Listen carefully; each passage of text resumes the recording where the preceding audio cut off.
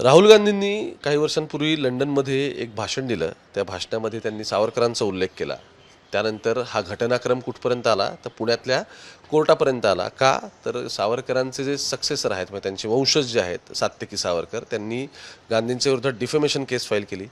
आता ती केस फाईल केली, त्याच्यावरती कोर्टात हिअरिंग सगळ्या सुरू होणार होत्या, पण त्याच्या आधीच एक नाटकीय प्रसंग घडला. तो काय झाला तर राहुल गांधींच्या वकिलांनी आणखी एक पोर्शिस फाईल केली कोर्टामध्ये आणि त्यांनी सांगितलं की ज्या पद्धतीने राहुल गांधी आता नरेंद्र मोदींना वोट चोर म्हणतायत किंवा ज्या पद्धतीने ते गांधींचा वारसा सगळा पुढे घेऊन चाललेत आणि सरकारवरती ॲलिगेशन्स लावत आहेत, त्या सगळ्यातून त्यांच्या जीवाला येणाऱ्या काळात धोका असू शकतो आणि अशा पद्धतीची एक पोर्शिस फाईल झाली. राहुल गांधी स्वतः विरोधी पक्षनेते आहेत, त्यांना सिक्युरिटी आहे, पण येणाऱ्या काळामध्ये या खटल्याचं एक नाटकीय वळण पुढे जातं की असं वाटत होतं. आणि त्या सगळ्यामध्ये आणखी त्याच थोड्या वेळाने प्रसंग घडला की संबंधित वकिलांनी म्हणजे पवार त्यांचे वकील आहेत त्यांनी सांगितलं की क्लायंटची याला काही अनुमती नव्हती आणि त्यांनी ऑन हिज बेसिस ते फाईल केलं होतं. इथपर्यंत गोष्ट थांबत नाही, ती गोष्ट आणखी पुढे जाते आणि कोणासोबत? स्वतः पवारांसोबत, माझ्यासोबतच जातात. ते नक्की काय झालं त्यांच्याकडून समजून घेऊ. मला थोडं सुरुवातीपासून जरा सांगाल म्हणजे तो घटनाक्रम क्लिअर होऊन जाईल. याच्यामध्ये सात्यकी सावरकर हे फिरेती येते. त्यांचं असं म्हणणं आहे की विनायक दामोदर सावरकर यांचा मी वारस आहे. त्या वारसाच्या आधिपत्याखाली त्यांनी खाजगी खटला बदनामीचा दाखल केला. फिर्यादीनुसार त्यांचं असं म्हणणं आहे 2023मध्ये डायसॉपोरा लंडन इथं राहुल गांधींनी एक भाषण दिलं आणि त्या भाषणामध्ये असा उल्लेख केला की एक दिवशी मी आणि माझे काही मित्र चाललो होतो आणि आमच्या मित्राने एका मुस्लिम युवकाला मारलं आणि ते बघून मला फार आनंद वाटला. असं सावरकरांनी स्वतः त्यांच्या एका पुस्तकात लिहून ठेवले. असं राहुल गांधींचं भाषण होतं. आता सात्यकी सावरकरांचं असं म्हणणं आहे की हे जे काही वाक्य आहे हे कुठल्याच पुस्तकात लिहिलेलं नाही आणि म्हणून विनायक सावरकरांची बदनामी झाली, असा हा खटला आहे. मग आता सावरकरांच्या विषयी बदनामी झाली हा खटला असेल तर हा सगळा मुळात ऐतिहासिक घटनांवर अवलंबून आहे. विनायक सावरकर आणि नंतर मग मी कोर्टामध्ये अर्ज फाईल केला की विनायक दामोदर सावरकरांची वंशावळ तुम्ही दाखल केली. दामोदर पंत त्यांचे पुत्र विनायक सावरकर आणि विनायक सावरकरांचा एक मुलगा आणि त्यांचा मुलगा म्हणजे अशोक सात्यकीचे वडील, अशी वंशावळ दाखल केली. आणि म्हणून मी न्यायालयात मागणी केली की जशी सावरकरांची वंशावळ दाखल केली तशी तुम्ही तुमच्या आईकडची देखील दाखल करा.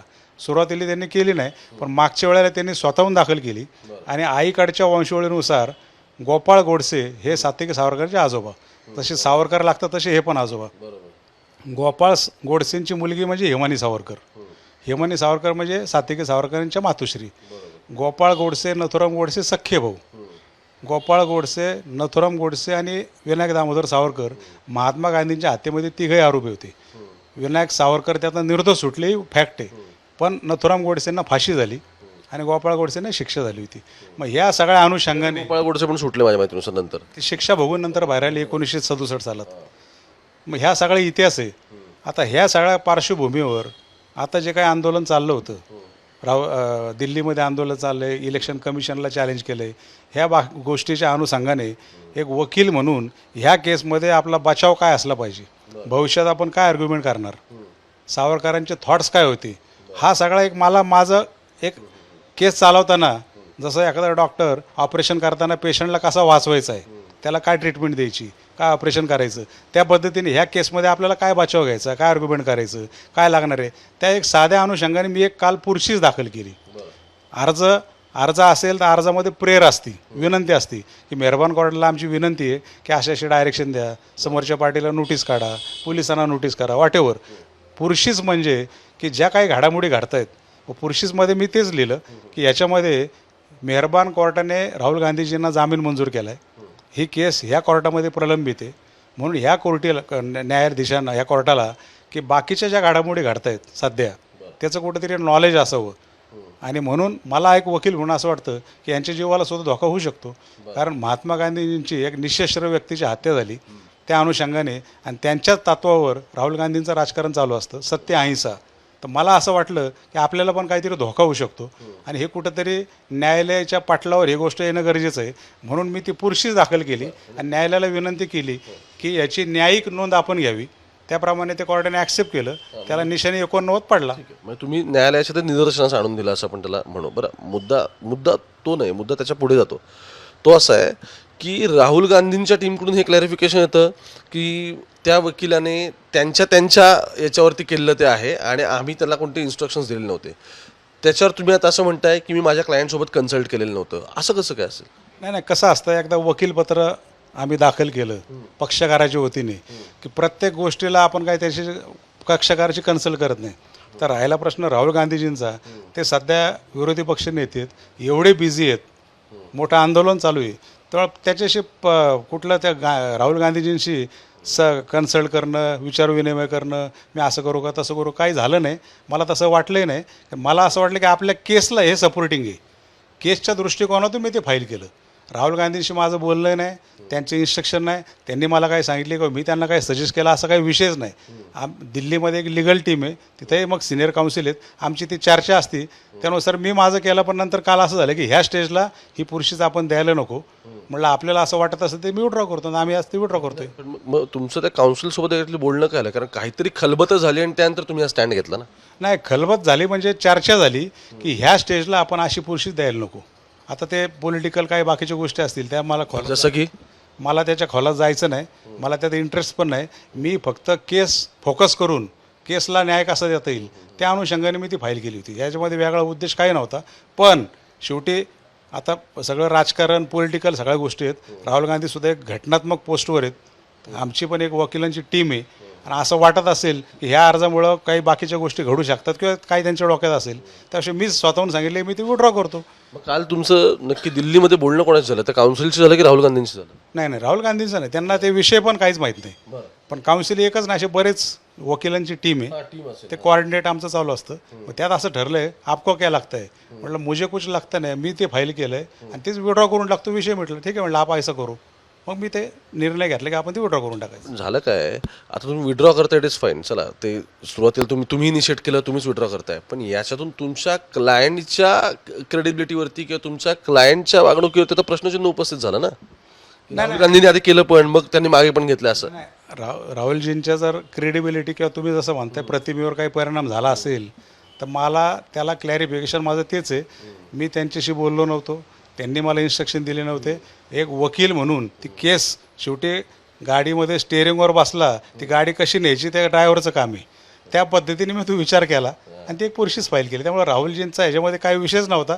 एक वकील म्हणून मी छातीठोकपणे सांगतो ना की राहुलजींचा ह्याच्यामध्ये काही दोष नाही. ठीक आहे, शेवटाकडे चाललंय म्हणून काय वकील म्हणून जसं तुम्ही ते स्ट्रॅटेजी आणि प्लॅनिंगने चाललेला होता केस लढण्याच्या याच्यामध्ये, तसं पत्रकार म्हणून मला शेवटी राहून प्रश्न पडतोच. आणि तो प्रश्न असा आहे की हे जितकं ड्रॅमॅटिक वाटतंय मला ते तितकं स्क्रिप्टेड पण वाटतंय.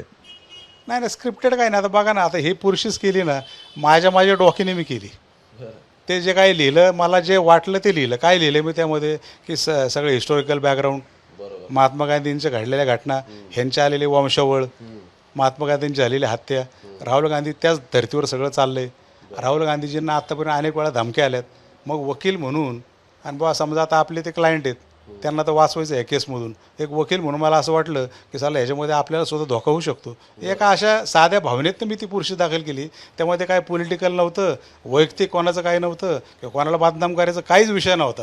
मला जे वाटलं ते मी रेकॉर्डला ठेवलं. ठीक आहे, पण शेवटचा प्रश्न, मी काल सत्यकी सावरकरांशी बोललो, त्यांचं म्हणणं होतं की मूळ विषय जो आहे डिफेमेशनचा, त्यांनी जे काही लंडनमध्ये वक्तव्य केलं, तुम्ही इंटरव्ह्यूच्या सुरुवातीला सांगितलं तो, आणि आत्ता तुम्ही जे काही पोर्सेसमध्ये गोष्टी मांडल्यात किंवा राहुल गांधी आत्ता जो काही स्टँड घेतात, या इरिलिव्हंट आहेत किंवा त्या कॉन्ट्रॅक्टर आहेत, म्हणजे दोन्ही एकमेकांचा मुळात काही संबंधच नाही असं त्यांचं क्लिअर म्हणणं आहे. कारण डिफेमेशनची केस ही पूर्ण त्यांनी सावरकरांबद्दल काय वक्तव्य केलं याच्यावर आहे, आणि आत्ता तुम्ही जे काही सगळे रेफरन्स मांडताय ते तर आत्ता प्रधानमंत्र्यांवरती यांच्यावरती बोलतायत.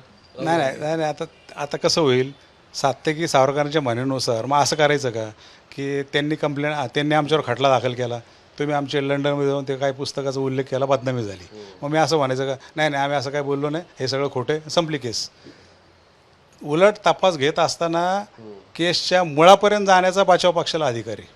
सावरकर म्हणजे कोण, तुम्ही त्यांचे कसे काय पंतू, मग हे गोडसे फॅमिली कोण, इतिहासात काय काय घडामोडी घडल्या, प्रत्येकाचं डिफॉर्मेशनचे केस, प्रत्येकाचं रेप्युटेशन काय होतं, प्रत्येकाचे थॉट्स काय होते, प्रत्येकाचा पॉलिटिकल अजेंडा काय होता, ह्या सगळ्या गोष्टींचा ओहापोह बचाव पक्षाला उलट तपासामध्ये विचारायचा आम्हाला अधिकारी. आता केस उभे राहील तेव्हा आम्ही विचारणारच आहे. त्यामुळं सात्यकी सावरकरांना वाटणं साहजिक आहे की आता हे ह्या स्टेजला इरिलेव्हंट आहे, केस बदनामीची झाली, हे कशाला काढताय.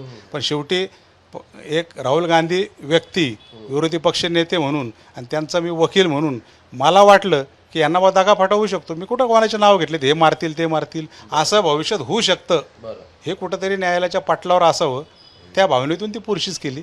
त्यामुळं त्या केसशी रिलेटेड त्यांचं म्हणणं की नाही आहे, पण आमचं असं म्हणणं की केस जेव्हा खरी सुरू होईल, कशाचे काय रिलेटेड आहे ते सगळं हळूहळू बाहेर पडेल. म्हणजे आणखी गुलदस्त्यात बऱ्याच गोष्टी आहेत. केस उभे राहील तेव्हा बरंच काय काय निघणार आहे. बरोबर आहे, आर्ग्युमेंट सुरू होतील त्याचे. एक शेवटचं व्हॅल्युएशन ऑफ डिफेमेशन किती याचं, किती म्हणजे किती रुपयांचा तो मानहानीचा खटला काय? नाही, हा कसा आहे, हा फौजदारी खटला आहे. फौजदारी खटल्यामध्ये गुन्हा सिद्ध झाला शिक्षा होती, नाही सिद्ध झाला तर निर्दोष मुक्त होती. दिवाणी खटला असेल तर त्याच्यामध्ये मग ते व्हॅल्युएशन असल्यामुळे यात व्हॅल्युएशनचा प्रश्न येत नाही. पण फौजदारी म्हणजे आणखी सिरियस आहे तो. हा फौजदारी खटला आहे, त्याला काय एक 5 रुपये स्टॅम्प लावला त्याच्यावर तो खटला दाखल होतो. आणि दिवाणी करायचं म्हटलं तर त्याला स्टॅम्प ड्युटी भरावी लागते. मग लोकांना हे सोपं वाटतं, हे आपलं 5 रुपये लावले की सुरू झालं. मग ठीक आहे, खूप खूप धन्यवाद पवार साहेब. काय कालपासून जे काही सगळ्या गोष्टी चालल्यात ते समजून घ्यायचा हा प्रयत्न होता. आणि इंटरेस्टिंगली की आत्ता ते कोर्टात चाललेत आणि ते काल दाखल केलेले पोर्शेस मागे घेतील असं त्यांचं म्हणणं आहे. कारण दिल्लीसोबत त्यांचं कन्सल्टेशन झालं आहे. अर्थात ते कन्सल्टेशन काय झालं हे त्यांनी त्यातल्या थोड्याशा ग्लिम्स द्यायचा आपला प्रयत्न केला. तुम्ही मुंबई तक पाहता. कॅमेरा पर्सन गोपाळसोबत मी ओमकार वाबळे, थेट पुण्यावरून.